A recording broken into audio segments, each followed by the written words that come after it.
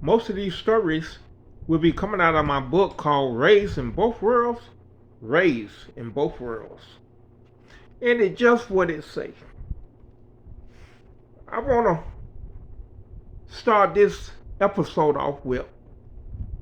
And remember, whenever I got this on, it's spiritual. Whenever I talk about racism and all that stuff, I'm going to have my coon hat on for the coon report. But remember, please share and follow and like so I can get a bigger platform to make more content. And these contents are doing great, man. I'm getting thousands of views and hundreds of views within, minutes and hours. So thank you, everybody. I appreciate it. And thank the ones who follow me. I want to do this episode about listen to people when they tell you who you are. The first person to tell me who I was a substitute teacher at Fort Pierce Central High School. It was the last day of school, or the last week. And she said, I want to tell everybody their future. And I never forgot this old lady. She was a Jewish woman who always talked about Hitler because she lived through all that. She done seen hundreds of thousands of people get fried in the oven. They feel like they were going to get them a shower and put them in the oven, or they tell them to go inside to get ready to eat. And they close the door behind them and they cook them in the oven. She's seen all the horror stories, but this lady was real smart and clairvoyant. And she said, I'm going to tell everybody future. And we spent the whole class where she was telling people their future. And when she got to me, she was startled. She said, I tell you now, you're going to be the most famous person ever to leave the high school. Ever. Since it began. I was puzzled because at the time I couldn't read. I ain't had no future. I was headed for the chain gang somewhere, And I said, me? She said, yes. You're going to be a famous around the world. I said, famous for what? She said, you're going to be a war hero. I said, oh, yeah, I'm going to the army. She said, no. It's more type of wars than army. But I know it's not going to be the regular military like people think, but you're going to be in a war. And you're going to be the most famous person to lead this school since the beginning it was built. And when it's all over, you're going to be famous all around the world, son. You're going to be celebrated. So I was puzzled, and I ain't paid it no attention. 2 weeks later, my best friend died. And that night, me and him drank some beers. And she said, today going to be my last day. And I just want to talk to you because you my baby brother. So tell all the rest of the guys, don't go after Dave.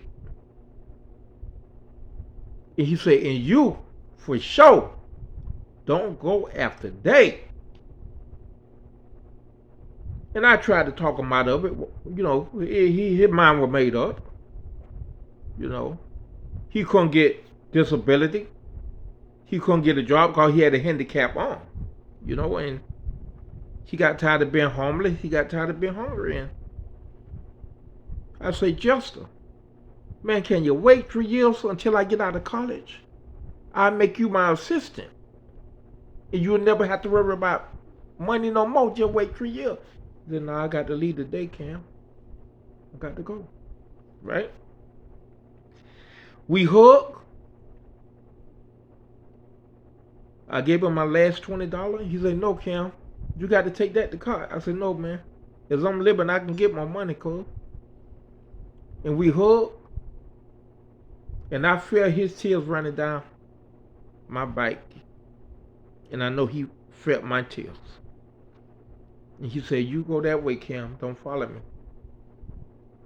And he went to the left to George Jones. Pick up the paper the next morning. My buddy was dead. You know what? But before we left, I said, hey, man,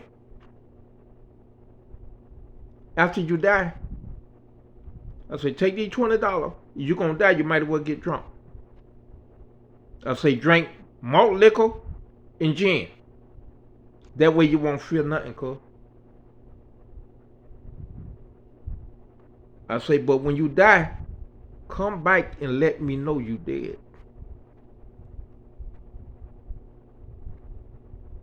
The next week, he died that same night. But that next week, I was in my mama's beauty parlor, ready to go to battle. You know what I mean? I was just ready to go to battle because the guy who killed him had put a 45 in my mouth with the trigger cock when I was going home.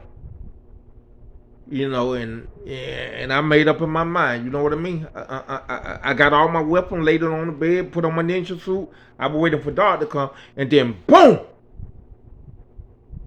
The beauty parlor transformed. That way I used to sleep in the beauty parlor, in the hotter bed, right? It transformed into heaven. And my buddy came walking over to me and sat down on the bed. He said, who is you, Cam? I say, what you mean?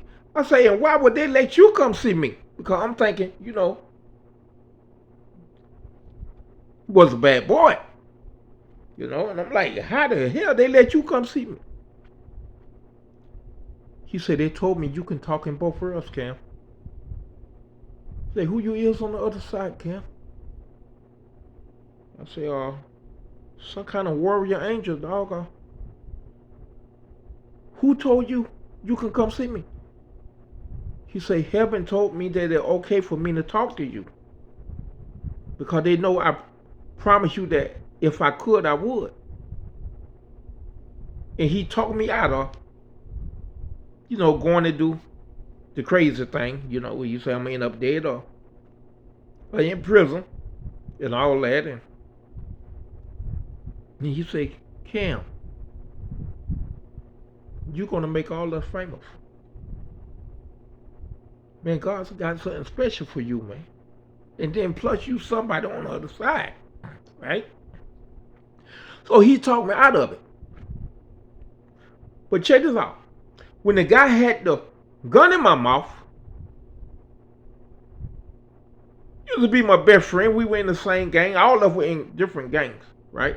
But me and him were in the same gang. He protected me when I was in elementary school, that guy. And